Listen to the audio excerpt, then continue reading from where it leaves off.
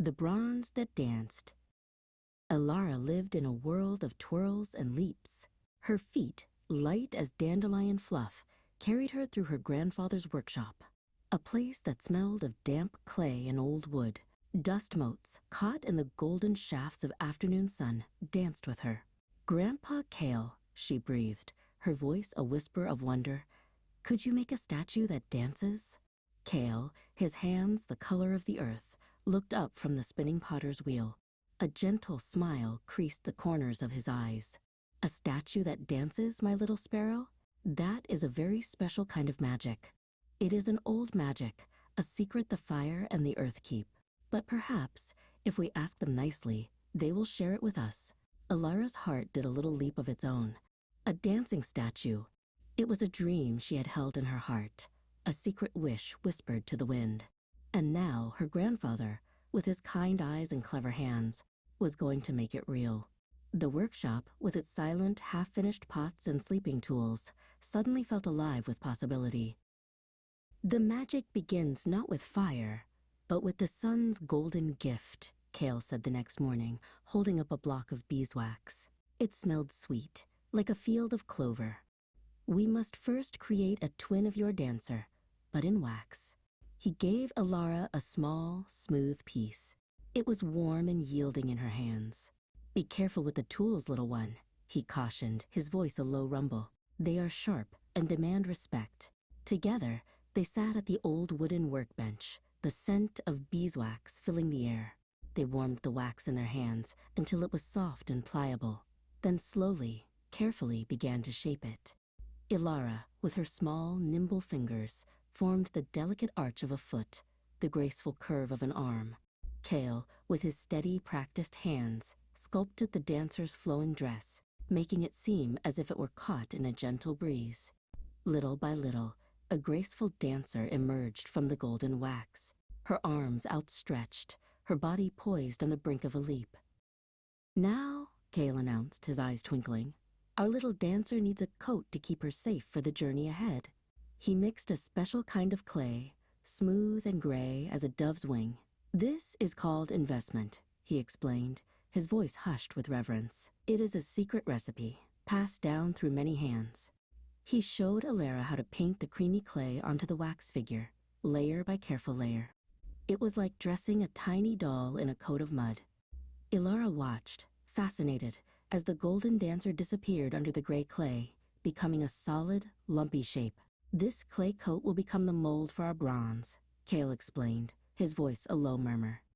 "It will hold the shape of our dancer, even when the wax is gone."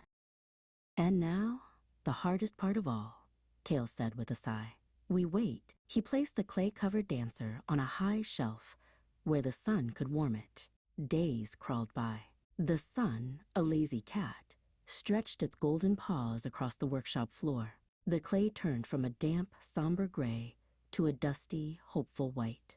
Elara visited the workshop every day, her heart a little drum of impatience. She would stand on a small stool, her chin resting on her hands, and peer up at the shelf.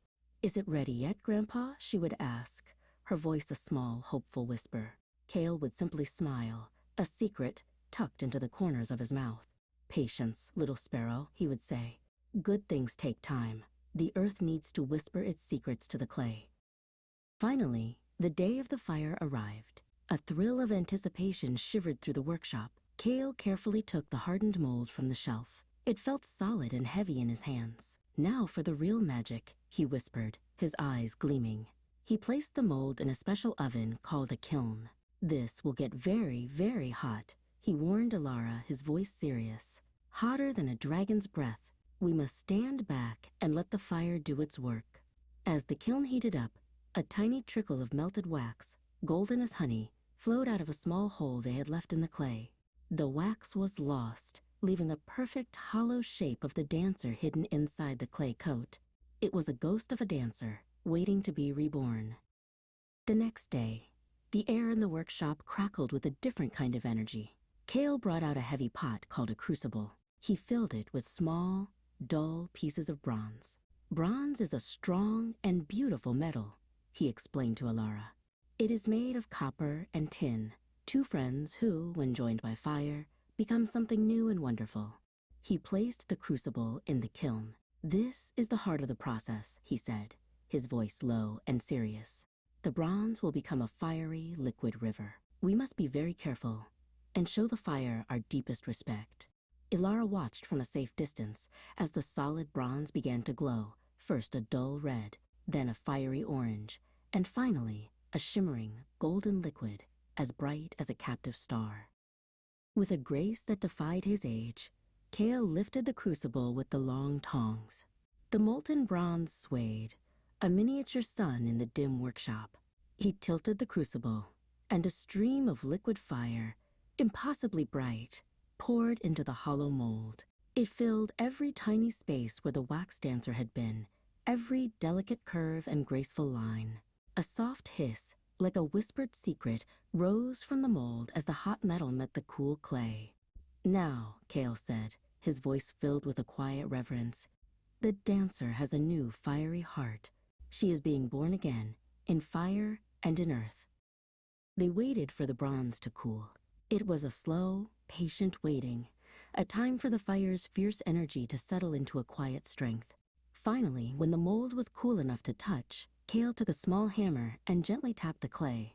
It cracked, a spiderweb of lines spreading across its surface. With another tap, the clay fell away in pieces, like the shell of a strange egg. And there, nestled in the broken clay, was the dancer. She was no longer a ghost of wax, but a solid, gleaming form of bronze. She was perfect, her arms outstretched, her form captured in the timeless, enduring metal.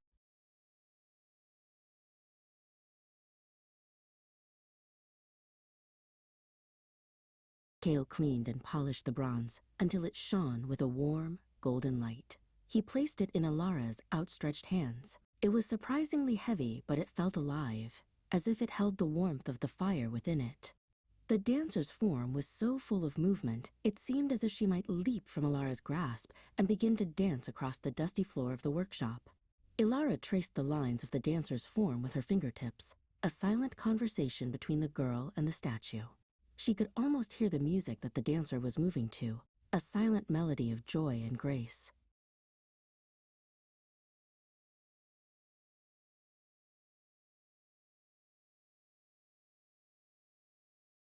Ilara took the bronze dancer out into the garden and placed her on a mossy stone, among the sleeping flowers and the whispering leaves. In the dappled sunlight, with the wind rustling the leaves around her, the little bronze figure truly did seem to dance. She was a tiny, silent dancer, her joy captured forever in the gleaming metal. Ilara smiled, a secret, happy smile. Her grandfather had shown her a special kind of magic, the magic of turning a dream into something real and beautiful, something that would dance in the sun for years and years to come. The bronze that danced was a reminder that with patience, with care, and with a little bit of fire, even the most impossible dreams could come true.